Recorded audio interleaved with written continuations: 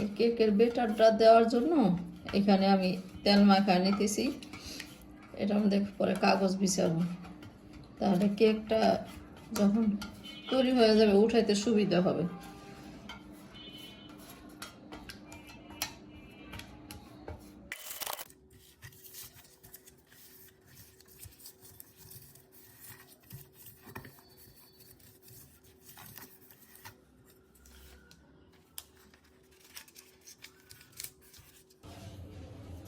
আজকে আমি কেক বানানোর জন্য যা যা নিব সেই উপকরণগুলো দেখাচ্ছি।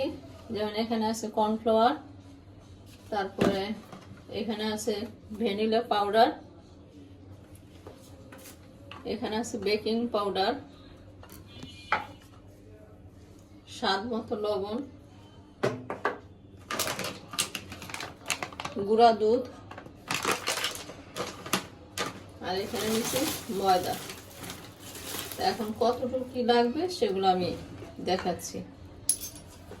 পাউন্ড কেক বানাবো, পাউন্ড কেকের জন্য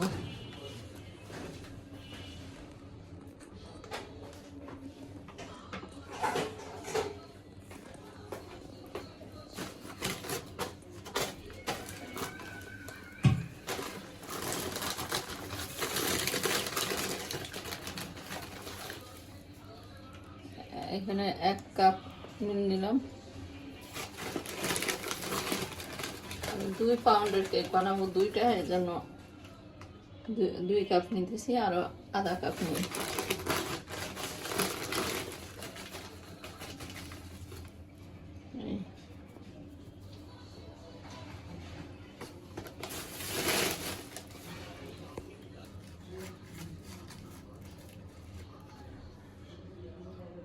ভ্যানিলা পাউডার দিলাম, 1 চামচ দিলাম বেকিং পাউডার, স্বাদ মতো লবণ, কর্নফ্লাওয়ার, 4 চামচ দিব গুঁড়া দুধ। এবার সব উপকরণগুলো আমি ভালোভাবে মিশিয়ে নেব। সব উপকরণগুলো মিশানো হয়ে গেলে চাইলা নিব। চাইলা নিলে তোমার দানা দানা থাকবে না, ব্যাটারটা সুন্দর হবে। এবার চেলে নিব।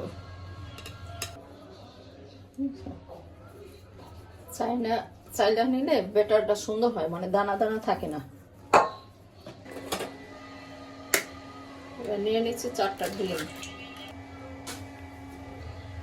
আমি 1.5 কাপের মতো চিনি নিব, লাল চিনিটা ইউজ করলাম। এবার চিনি আর ডিমটা ভালো করে ফেটায় নিব।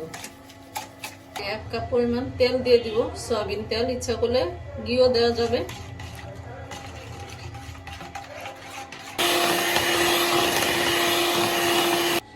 এখন যেটা চাইলে রাখছিলাম আটাটা, সেটা এখন দিয়ে দিব। একবারে দিব না, 2 বারে দিব। বিসমিল্লাহ।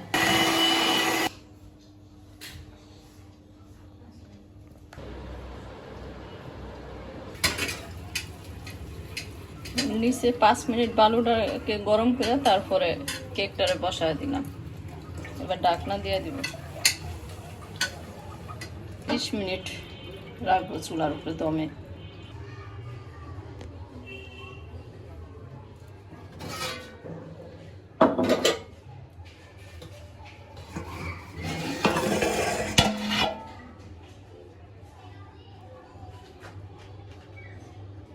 কি সুন্দর ফুলে উঠছে।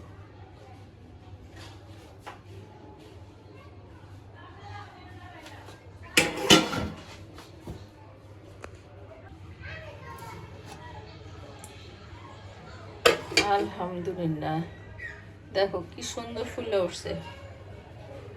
এখন এটা যে কাঁচা নাই সেটা কি করে বুঝতে পারবে? আমি একটা কাঠি দিয়ে আমি এই যে দেখো কি চুলে আসে নাই, তার মানে হয়ে গেছে। এই যে এরকম কোনো সিলভারের পাত্র, কড়াই বা ফ্রাই প্যানে বালু 5 মিনিট গরম করে তার উপরে স্ট্যান্ডার বসায় ওটার মধ্যে আপনার কেকের বাটারের এটা বসাইতে হবে, মানে পাত্রটা। তারপর ভারী কিছু দিয়ে ঢাকা দিতে হবে। কমপক্ষে 30 মিনিটের মধ্যে হয়ে যাবে। অনেক সময় হয়তো 5 মিনিট এদিক সেদিক হয়, কিন্তু 30 মিনিটের মধ্যে বেশিরভাগই হয়ে যায় কেক বানানো। এইভাবে আপনারা ট্রাই করবেন, হয়ে যাবে। আমি দুইটার মধ্যে বসাইছিলাম, মানে দুই কড়াইয়ের মধ্যে বসায় দিয়েছি যাতে দুইটাই এক টাইমে তাড়াতাড়ি হয়ে যায়, এভাবে বসায় দিয়েছিলাম।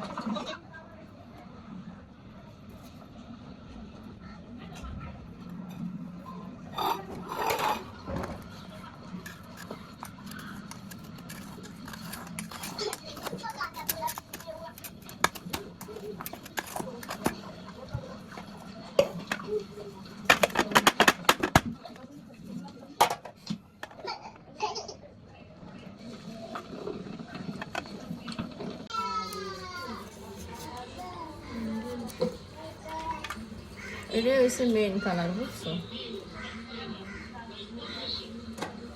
সুন্দর হয়েছে না?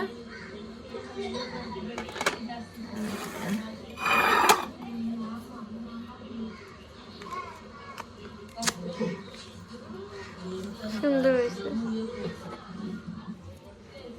তো ক্রিম ছাড়া ভালো লাগে।